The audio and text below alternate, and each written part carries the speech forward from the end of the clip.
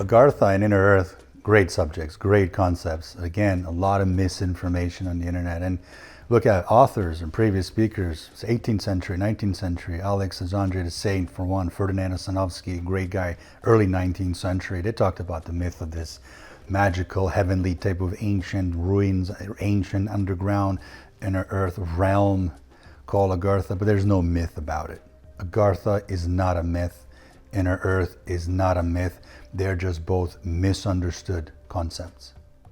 Agartha or Inner Earth itself are real physical concepts, but they are not described quite well these days in the spiritual industry or on the internet with any correct details, due to the fact there are very limited amount of authentic speakers who have access to fourth and fifth density through either projected state or channeled state.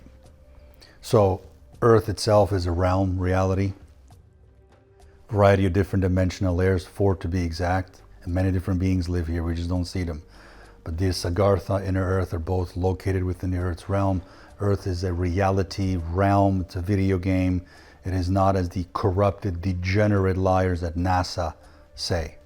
Agartha is not some secret occult society. Agartha is not some secret world, some exit world for the Nazi scientists from the World War II who escaped Nazi Germany to go and live. No, there are German colonies, there are Latin native colonies, yes, but they're not presently on our maps. That's the best way to put it, or within our own awareness. But this has nothing to do with Inner Earth or Inner World, which is a fourth density and fifth density dimensional spectrum. Both high fourth density and early fifth density. Beings that have been there, humans that have been there, they know what I'm talking about. Agartha is not some lost ancient kingdom across Himalayan mountains like Tibet, Pakistan, India regions, or the Andes within the Latin America or Alps in Germany or so forth. No. These are surface-based locations. Plenty of bases within mountains.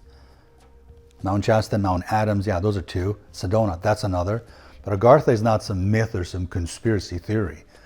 And speaking of that primitive term, overused primitive term of conspiracy theory, we honestly need to retire that. I want to punch somebody in their throat when they say that next time. This has been misused by the US government intentionally for 60, 70 years to discredit any truth, anything that they don't approve of course, including fake moon landing. Other inaccurate stories are that there are secret doors, actual physical secret doors in our mountains, from Sedona to Mount Shasta to Halls of Amenti and other places that can actually gain you access into Inner Earth by just walking down the tunnel. This is of course nonsense, and this only circulates on the internet obviously by AI content creators, so video content creators that are not actual channelers or reputable people in the spiritual industry.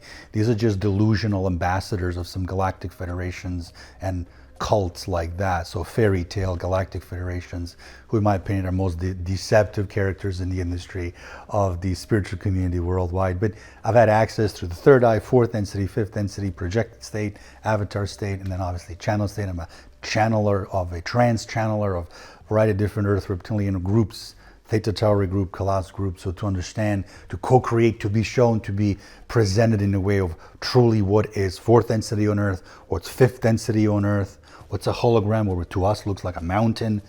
Antarctica looks like an ice. It's not, it's a hologram. But also to what is Inner Earth, who lives within Inner Earth, and obviously the largest custodians, which are the Earth reptilians. So their predecessors are Alpha Draconians, and they reside within the high fourth density and early fifth density states, so layers, and they're spread out through every single continent.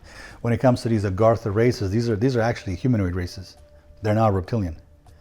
And their original parents are the Pleiadian humanoid races, Pleiadian humanoid groups. In common statements we hear that says living in the Inner Earth. No, this is not accurate.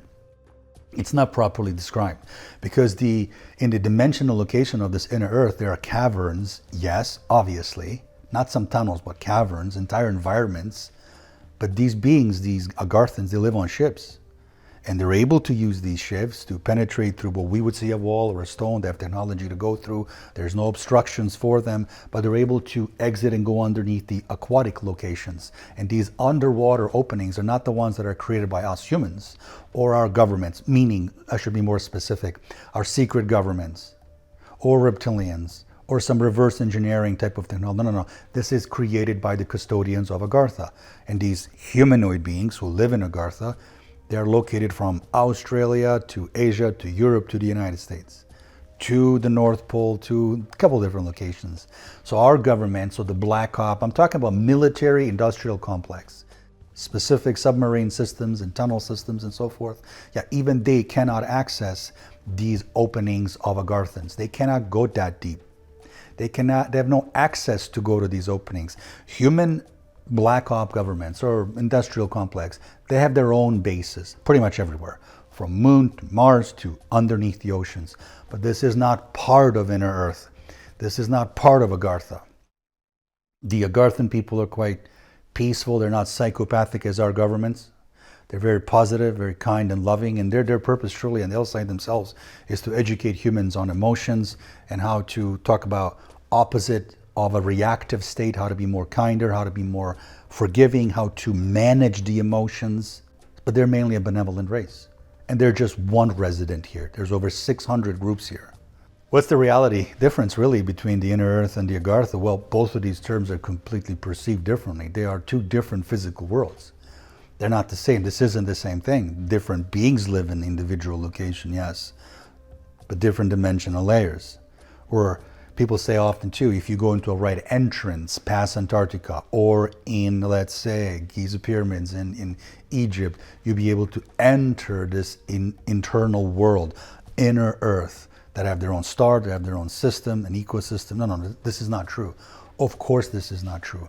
These are myths and misrepresentations of truly what Inner Earth is and what Agartha is. So a lot of people also say, and this is, I think the internet is flooded with this, is that past this ice wall of Antarctica, there's an entire different Earth. This is a misunderstanding. Antarctica is saturated by holograms and holographic technology, portals and realms. I've had conversations with an entity, fourth density entity, Zeta Reticuli, friendly conversation, and about 2 or 3 years ago, who was from the Antarctica station, living, operating, working there, and he kind of told me what's really happening there. And he saw my reptilian connection, so he was able to see me more of as a trusted source to tell me these things, and I was just a sponge for information. So I understand what Antarctica is. I understand what fake fraudulent channelers are misspeaking about, what fake former workers of Antarctica bases are talking about, and the ridiculous senior citizens, journalists who say we have an insider from Antarctica. No, they have nothing. They just have actors reading scripts. So all these concepts are severely faulted. They're wrong because the actual physical beings who exist underneath Earth, so the actual physical beings, incarnated physical beings, as I'm incarnated, they live in a completely different dimensional world versus us humans here on Earth, here across the United States, across Europe, across anywhere. These physical entities are, yes, in caves or caverns, cavern regions with artificial light systems, artificial ecosystems, artificial lakes and waters, forests, mountains. And although they can create those areas using technology, it's not the same thing as if we look at our own oak trees or maple trees or flowers or tulips or roses. Oak tree in the United States. That's not the same tree as we would see in underground fourth density, artificial region. They're both trees, but their consistency is different. Their age will be different. Their lifespan will be different. These physical beings that are existing, the Agarthian as they call them, they are actually in fact relatives to the fairy beings, so the Pharaoh Keys. I have a galactic guide who's a Pharaoh Key. So I understand from her perspective who are the Pharaoh Keys and the connection to Agarthans. And I think the most predominant and the most largest in numbers when it comes to the entirety of Inner Earth is Earth reptilians.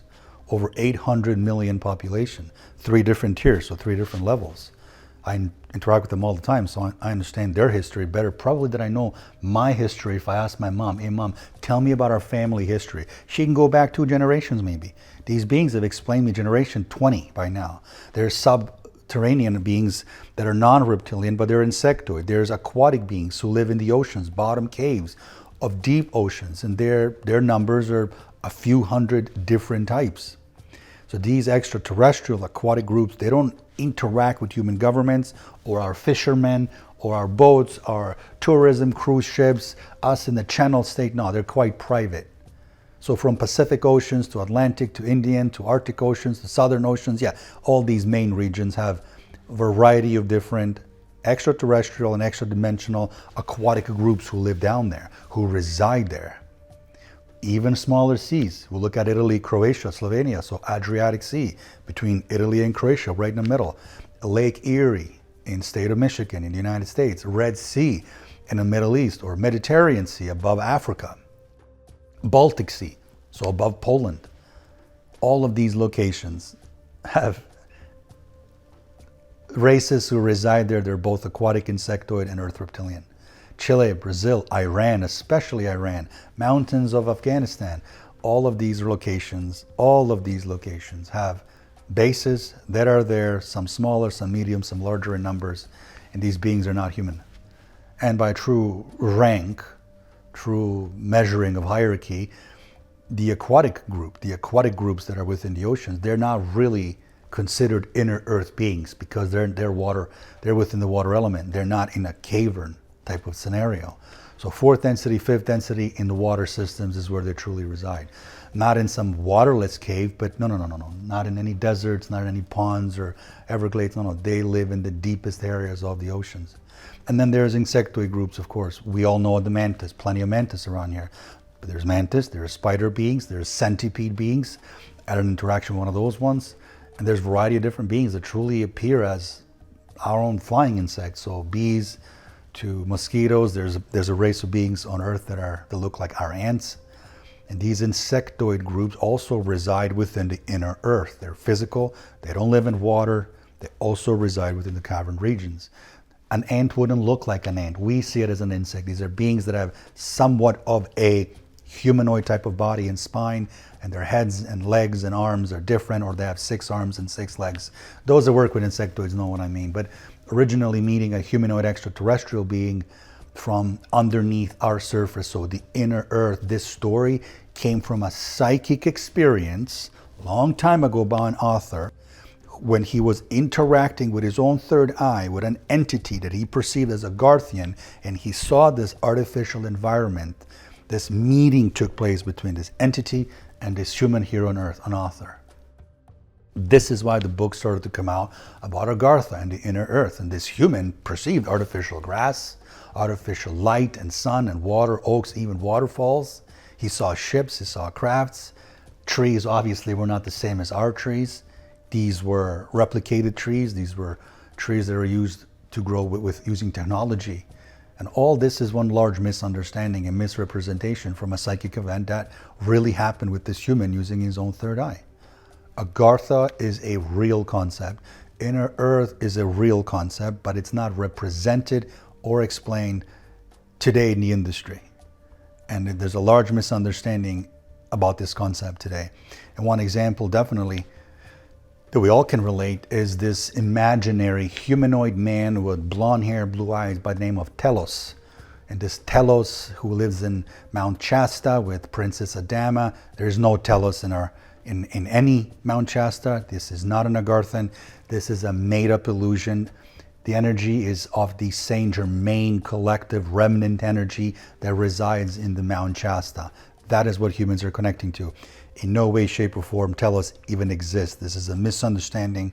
The only thing that exists within the Mount Shasta, which I know for a fact, 4 extraterrestrial groups who reside there, one of the biggest in-mountain parking lots, as I call it, bases where our human governments have some access to it, but they're sort of shoved in the corner by the ET beings and saying, yeah, you human governments, yeah, you can have your little corridors, but you're not allowed to sort of be on some of these locations and some of these layers of the mountain. There's a large hologram around Mount Shasta, but as far as the Telos thing is, Telos is a made-up concept by humans for humans.